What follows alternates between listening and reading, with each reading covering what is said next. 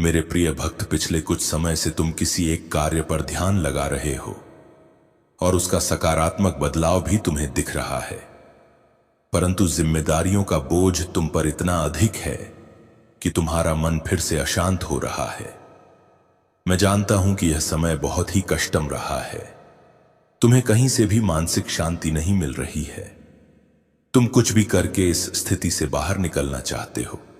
अपनों का दुख और उनकी पीड़ा तुमसे देखी नहीं जाती, किंतु यह समय ऐसा है जब तुम्हें अपने आप पर काबू रखने की आवश्यकता है।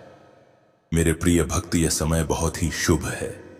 अभी तक तुमने हर विपत्ति का सामना किया है।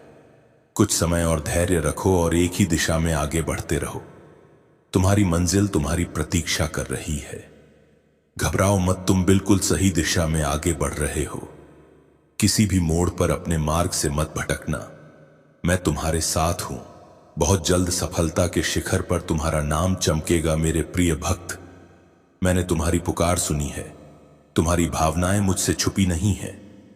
मैं जानता हूं कि तुम्हारे मन में एक उलझन है। आज मैं उसी का समाधान लेकर आया हूं। तुम किन विचारों में खोए हुए हो?